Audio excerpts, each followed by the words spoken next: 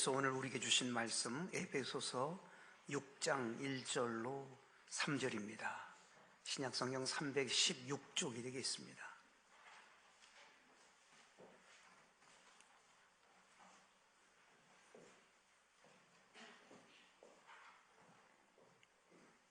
자녀들아, 주 안에서 너희 부모에게 순종하라. 이것이 옳으니라. 내 아버지와 어머니를 공경하라. 이것은 약속이 있는 첫 계명이니 이로써 내가 잘 되고 땅에서 장수하리라. 아멘.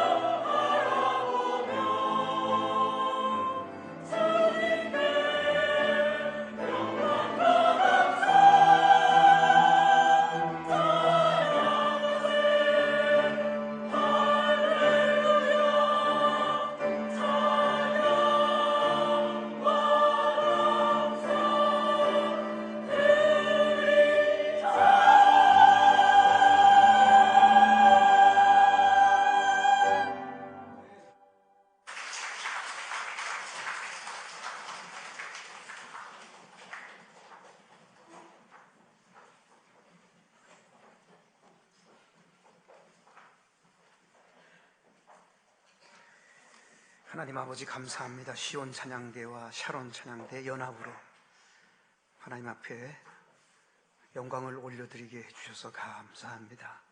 우리 모두가 은혜에 충만히 잠기게 해주심을 감사합니다. 귀한 찬양대원들 한 사람 한 사람 위에 하늘의 평강을 더하여 주옵소서. 이 시간에도 주의 말씀을 사모합니다. 말씀을 베풀어 주옵소서. 예수님의 이름으로 기도드리옵나이다. 아멘. 세상에서는 이런 말들이 회자되고 있습니다. 아들에게 재산을 미리 안 주면 부모님을 때리는 자녀들이 있답니다. 그래서 이런 말이 있어요. 아들에게 재산을 미리 안 주면 맞아 죽고, 반쯤 주면 쫄려 죽고, 다 달라고 계속 와서 쫄라대니까 쫄라 죽는다는 거죠. 다 주면 굶어 죽는다는 말이 있습니다. 그래서 요즘에는 효도계약서라는 것을 쓰게 한답니다. 매일 아침마다 KBS 방송, 텔레비전 방송에서 아침마당이라는 프로가 진행되고 있는데요.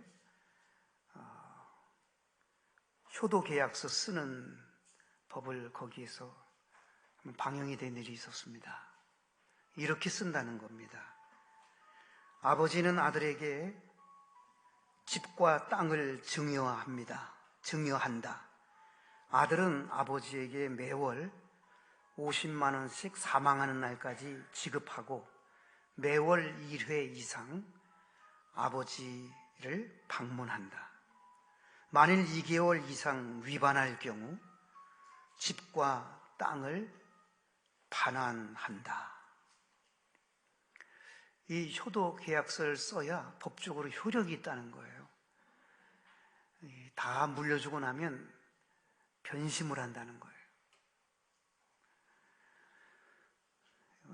교회 밖의 이야기로 우리가 치부할 수 없는 이야기입니다. 자살하는 노인의 수가 점점 늘어납니다. 이 대한민국 땅 안에 하루에 자살하는 분들이 11분 된다는 거예요. 매일같이 11명이 자살을 한대요. 자살하는 이유가 여러 가지 있을 겁니다만 그 중에 하나가 자식에 대한 상실감. 어렸을 때는 아버지가 뭐라고 말씀을 하면 네, 아버지 알겠습니다. 그렇게 하겠습니다 했던 아들이 변심을 해가지고요. 말을 안 듣는다는 거예요. 그래서 상실감. 예수 믿는 분들은 그래도 마음에 우리 예수님이 계시니까 극복할 수가 있는데 예수님이 없는 사람은 말이죠. 그 아들을 잃은 그 상실감이 얼마나 큰지, 내가 이렇게 극단의 길을 가면 내 새끼가 좀 뉘우치지 않겠는가 하고 단순하게 생각하고 그 극단의 길을 간다는 거예요.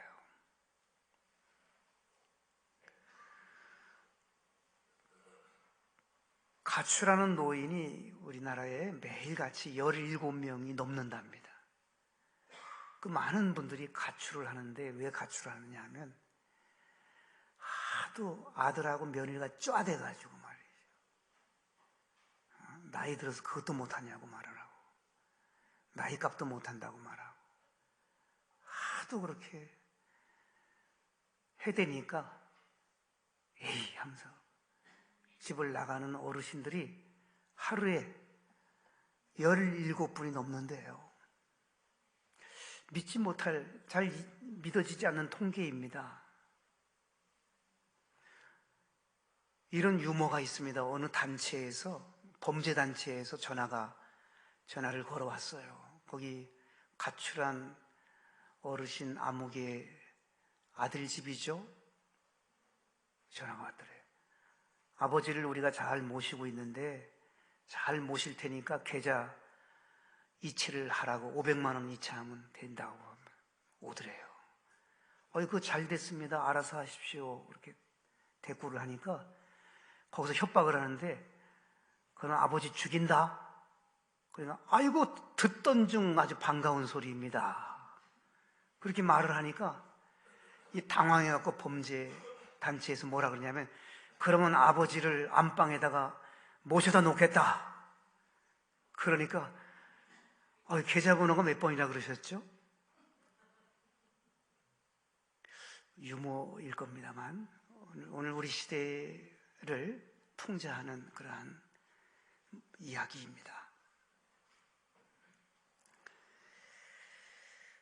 늙으신 부모님을 이렇게 대해도 되는가? 정말 세상이 너무도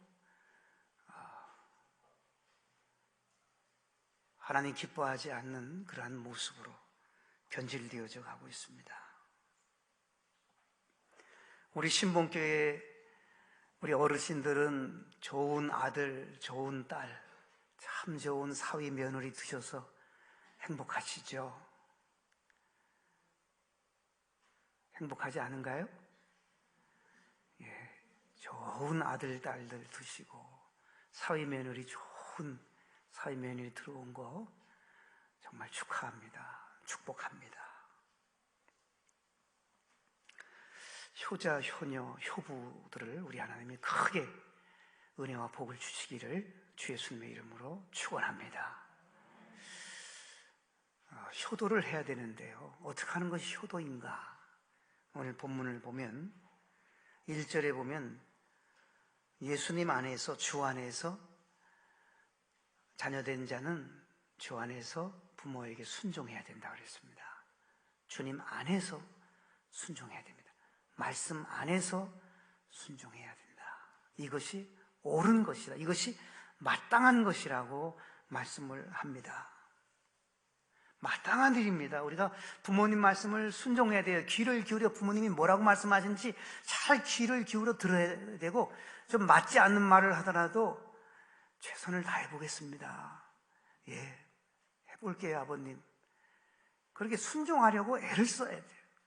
주 안에서 부모님 말씀에 순종해야 그게 효도하는 거예요.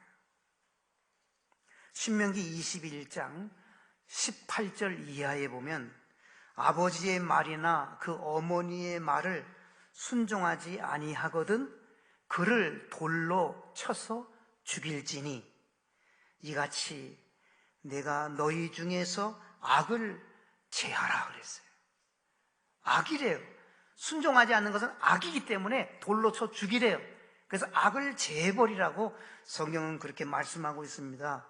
여러분, 근데 지금까지 순종하지 않는 자식들이 그렇게 많았지만 그 자식 죽인 부모님은 없어요. 한 사람도. 절대로 자기 자식 못 죽이죠. 누가 죽여요? 차라리 내가 죽지. 차라리 부모님이 죽으시지 자기 자식 죽일 부모님은 계시지 않습니다. 이런 이야기가 있어요. 어머니 말씀이라면 정말 하늘의 별을 따서 드릴 만큼 그렇게 효성지각한 아들이 있었는데 그 아들에게 애인이 생겼어요. 애인이 생겨서 아들이 너무 기뻐하는 거예요. 엄마에게 자랑도 하고. 근데 그 애인이 죽을 병에 걸렸어요. 살 수 있는 길이 하나 있는데 살아있는 사람의 생간을 먹이면 산다는 거예요. 근데 그 살아있는 사람의 생간을 어떻게 만들겠어요? 어머니를 깊이 잠재우게 한 후에 아들이 어머니의 생간을 꺼냅니다. 피를 툭툭 떨어뜨리면서 그 생간을 가지고 아들은 눈은 시뻘개져가지고 어쩔 줄 몰라 하면서 막 그냥 정신없이 달려가는데 어머니의 영혼이 아들을 쫓아가면서 아들아, 천천히 가. 넘어지면 다쳐. 조심조심 가.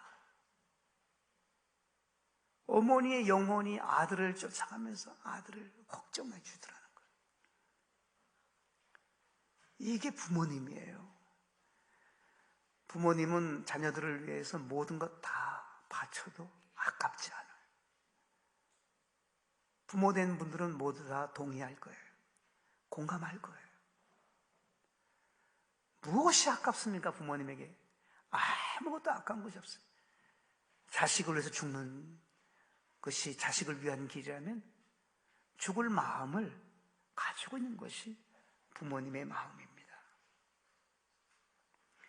잠언 30장 17절에 보면 아버지를 조롱하고 어머니 순종하기를 싫어하는 자의 눈은 골짜기의 까마귀에게 쪼이고 독수리 새끼에게 먹히리라, 그런 말씀이 지혜서인 잠언서에 나와요. 아버지를 조롱하고 아버지 말씀에 불순종을 뛰어넘는 것이 조롱하는 거예요. 어이구, 그걸 무슨 말이라고 그런 말을 하노? 나이 들면 좀 그러지 말아야지 하면서 아버지를 조롱을 하고 어머니 말씀을 순종하지 아니하면 그 자식은 골짜기에 까마귀에게 눈이 쪼이고 독수리 새끼가 그 쪼인 그 눈을 먹어버린다는 말이 무슨 말입니까? 영적인 안목을 잃어버린다는 거예요. 영적으로 캄캄한 인생길을 살아간다는 거예요. 부모님 말씀에 순종하지 않고 잘 되기를 기대하면 안 돼요. 부모님 말씀에 순종하지 않으면 길이 닫혀요. 영적으로 보이지 않아요. 내일이 보이지 않는 거예요. 영안이 어두운 거예요. 부모님 말씀에 귀를 기울일 때에 영의 눈이 열리는 거예요.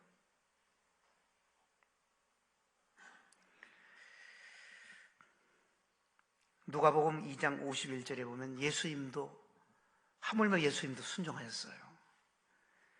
예수님께서 부모님을 순종하여 받드시더라.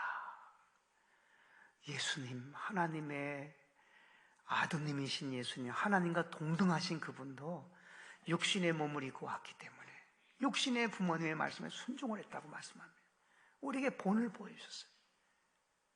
완전하신 그분도 순종하셨어요. 우리가 순종하지 않는다는 것은 있을 수 없는 일이에요. 마땅히 우리가 부모님 말씀에 순종해야 그것이 옳은 일입니다. 그것이 효도하는 일인 거예요. 두 번째로 2절에 보면 효도는 부모님을 공경하는 거라고 말씀합니다. 아버지와 어머니를 공경하라. 이것은 약속에 있는 첫 계명, 축복에 약속되어져 있는 첫 번째 계명인 거예요. 아버지 어머니를 공경하라. 이 공경하라라는 말을 헬라어로는 티마라는 단어고요, 히브리어로는 카베드라고 하는 단어입니다. 히브리어로 먼저 생각하면 카베드라고 하는 단어는 심장이란 뜻을 가지고 있어요.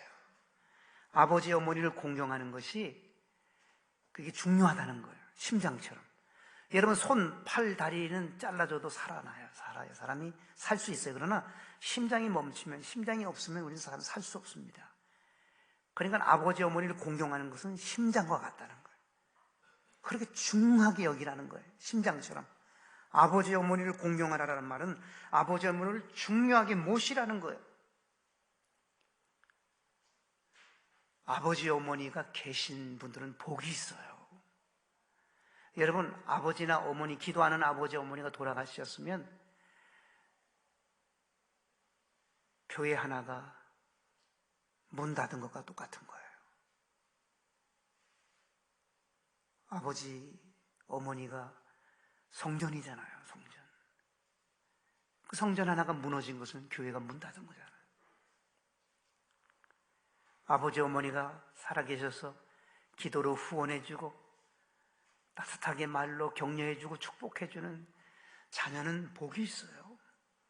그 부모님을 중히 여겨야 돼요. 심장처럼 여겨야 되는 거예요. 오늘 우리가 여기까지 온 것은 부모님의 은혜인 것을 우리가 잘 알잖아요. 내가 잘해서 온 거 아니에요. 부모님의 기도가 있었어요. 부모님의 헌신적인 희생이 있었어요. 그거 없이 우리는 오늘 여기까지 올 수가 없는 거예요. 부모님 때문에 우리가 살아있는 거예요. 부모님 때문에 하나님이 봐주시는 것들이 얼마나 많은지 몰라요. 내가 잘나서 여기까지 왔다고 착각하면 큰일입니다. 여러분, 부모님 봐서 하나님이 봐준 일들이 얼마나 많은지 몰라요. 네 아버지 어머니 기도 때문에 내가 넘어간다. 하나님이 그러시면서 봐주고 봐준 일들이 얼마나 많은지 몰라요. 그런데 내가 잘나서 내가 잘해서 여기까지 온 것을 생각한다면 큰 착각인 것입니다.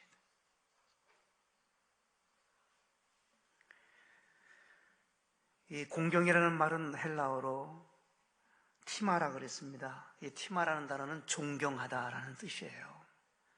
부모님을 존경해야 돼요.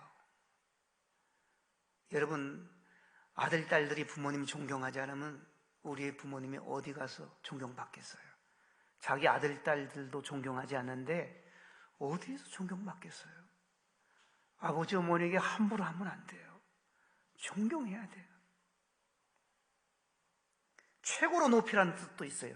티마라는 단어는 최고로 높여야 돼요. 아버지, 어머니를 하나님 다음까지 높여야 돼요. 하나님보다 더 높이면 안 됩니다. 하나님을 더 높이면 안 됩니다. 다 끝이에요. 오직 하나님이 제일 높은 분이고 그 다음에 아버지, 어머니예요. 아버지, 어머니. 하나님 다음까지 높여드려야 돼요. 그게 티마예요. 배우지 못하셨어도 높여드려야 돼요. 가진 거 없으셔도 높여드려야 돼요. 건강이 약하시더라도 높여드려야 돼요.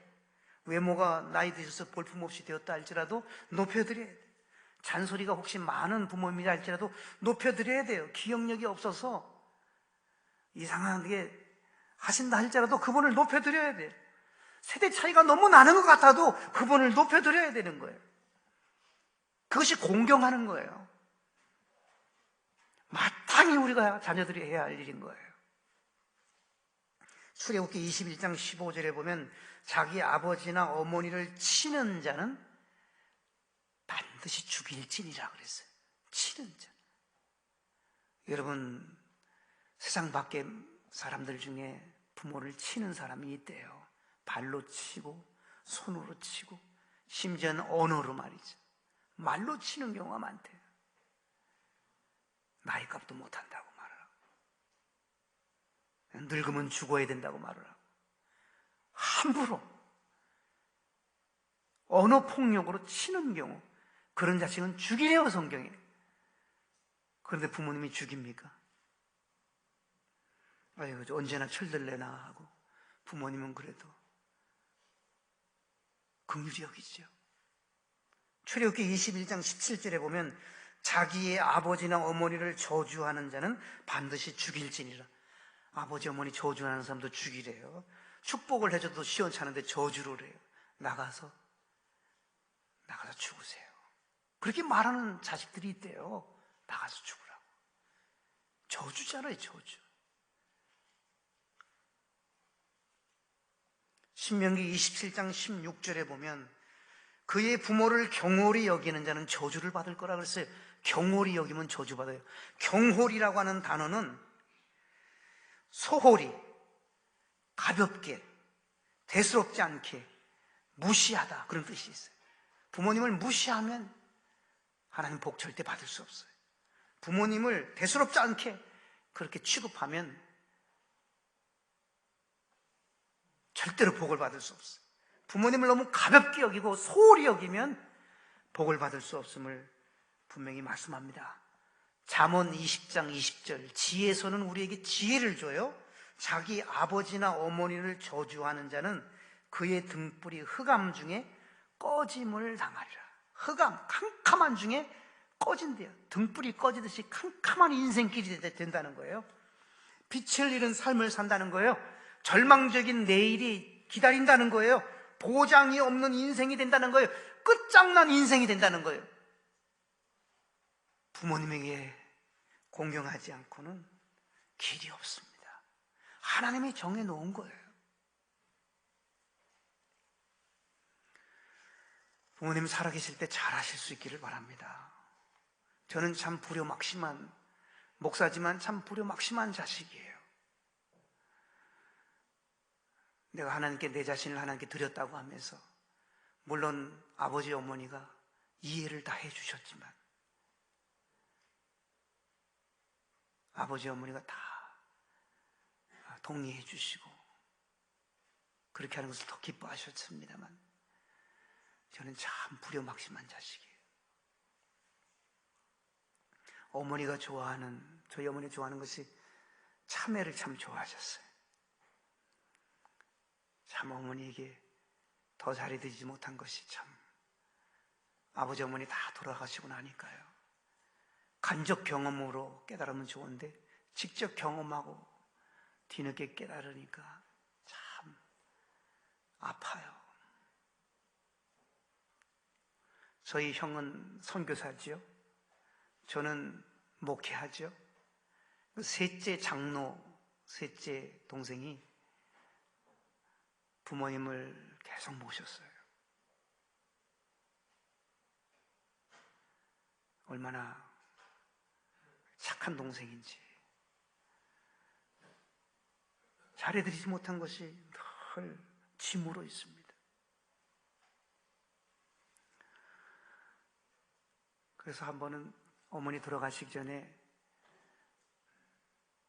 어머니에게 가서 병원에 입원하고 계실 때 한번 어머니 꼭 안고 하룻밤 지내다 온 적이 있습니다.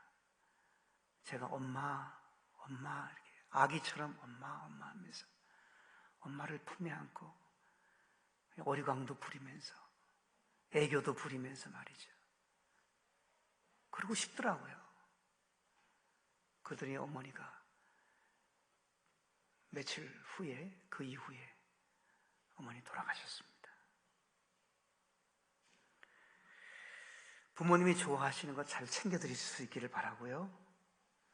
뭐 다 잘하시겠습니다만 부모님 용돈 목숨 걸고 여러분 드리실 수 있기를 바라고요. 내가 부모님 가슴에 박아놓은 못 꼭 뽑아드리실 수 있기를 바랍니다. 다시는 안 그럴게요. 어렸을 때 얼마나 못을 많이 박았어요. 부모님 가슴에. 커서도 얼마나 못을 많이 박아요. 커다란 대못을 박아놓은 거 다 뽑아드려야 돼요. 시원하게 뽑아드려야 돼요. 그 대못 박힌 채 그대로 평생 살아가게 두시면 안 돼요. 뽑아드려야 돼요. 부모님 앞에 어리광 부리시고 애교 부리십시오. 누구 앞에서 애교 부리려고 그러세요? 부모님 앞에서 하셔야 됩니다. 전화 자주 하시기 바랍니다. 가능하면 하루에 한 번 이상씩 꼭 하시기 바랍니다. 사랑한다는 말을 많이 표현하세요. 그게 효도하는 거예요. 부모님에게 뭐 재산을 많이 드리는 게 효도입니까? 작은 것에서부터 부모님이 시원해지죠.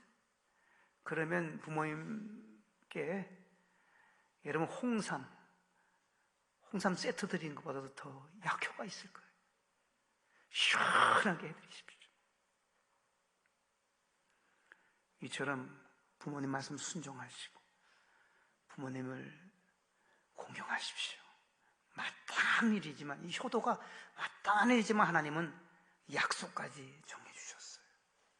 어떤 약속을 약속하셨습니까? 3절에 나오잖아요.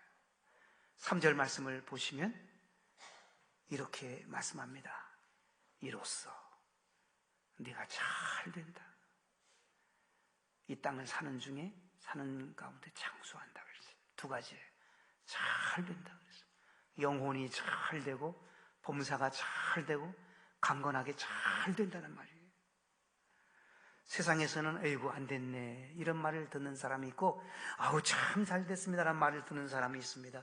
우리는 후자의 사람이 꼭 되실 수 있기를 바랍니다. 처음에도 잘 되고 과정도 잘 되고 나중은 더 잘 될 수 있기를 축복합니다. 잘 되셔야 됩니다. 그래서 잘 되는 복을 받아 누리실 수 있기를 주 예수님의 이름으로 축원합니다. 또 한 가지는 뭐죠? 마땅한 효도를 우리가 하는데 하나님이 반응을 안 보이셔도 되는데 잘 되게 하시고 땅에 또 장수하게 하신대요. 여러분 아무리 잘 되어도요 장수하지 못하면 소용없잖아요. 고생해가지고 참으로 하나님 앞에서 우리가 많은 복을 이제 누리게 됐는데, 누리려고 하는 차에 갑작스럽게 세상을 떠나면 어떻게 되겠어요? 그것은 여러분, 남 좋은 일 시키는 것은 복도 지질이 없는 사람 아닙니까? 복을 누리는 장수하는 것이 있어야 돼요. 하나님 앞에 잘 되는 복을 받으시고 건강하게 복을 오래오래 누리실 수 있는, 근데 자손만대의 그 복을 눈으로 확인할 수 있는 그러한 은총이 우리 가운데 있기를 축복합니다. 성경에 보게 되면 효자, 효녀, 효부들은 다 복을 받았어요. 이삭 보세요. 100세에 얻은 아들이잖아요, 아브라함이. 하나님이 아브라함을 시험하고 싶었어요. 정말 100세의 아들을 얻는데 너무 이뻐하네. 정말 나보다도 더 이뻐하는 거 아닌가, 나보다 더 좋은 거 아닌가 싶어서 하나님이 시험을 하죠. 모리아산에다 네 아들 바치라 그래요.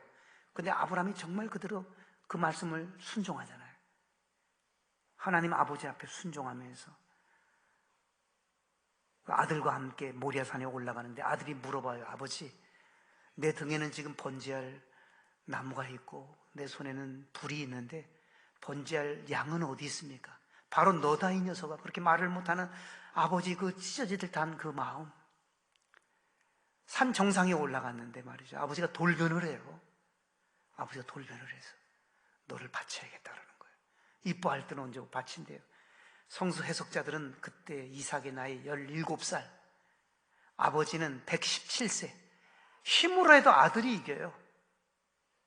그런데 아버지가 하나님 뜻을 이루는 일이라면 아버지 마음대로 하세요. 그렇게 순둥이가 어디 있어요? 여러분의 아들들도 순둥이 아니에요? 아버지, 나를 죽여서 하나님의 뜻을 이루는 일이라면 아버지 마음대로 하세요. 진짜 칼로 내리치는데 하나님이 다급해서 아브라함을 멈추게 하잖아요. 네가 나를 경외하는 줄 내가 알았다. 네가 정말 나를 경외하는구나. 내가 널 시험한 거다. 하나님이 예비하신 여호와의 일에 준비하신 수풀에 걸린 양을 대신 번제로 바치게 하셨잖아요. 그리고 아브라함이 복을 받잖아요. 후손들이 복을 받을 것을 약속하셨잖아요. 이삭이, 그렇게 순종자라는 이삭이 어떤 복을 받아요? 이삭은 손대는 것마다 잘 돼요. 우물을 파는 것마다 우물이 나와요. 다른 사람이 우물 파면 물이 안 솟아요. 그런데 이삭이 손대는 것마다 우물이 터지도록 하나님이 역사하셨고 30배, 60배, 100배 중에 100배의 복을 주셨고, 성경은 분명히 이렇게 말씀을 합니다. 이삭은 창대하고 왕성하고 거부가 되었더라. 장수의 복까지 받아요. 효자가. 요셉도 얼마나 큰 효자예요. 아버지가 하라는 대로 다 하잖아요. 아버지가 네 형들이 지금 양을 제대로 잘 치고 있는지 한번 가봐라. 그러니까 아버지 말씀을 듣고 그 위험한 곳까지 가요. 도단 땅까지. 형들이 멀리서 꿈의 사람 요셉이 오는 걸 보고, 야, 저 꿈꾸는 놈 온다. 형들이 거기에서 돌변을 해가지고 요셉을 죽이자. 노예로 팔아버리잖아요. 여러분, 요셉은 아버지 말씀 순종하다가 형들에게 배신당해서 노예가 돼요.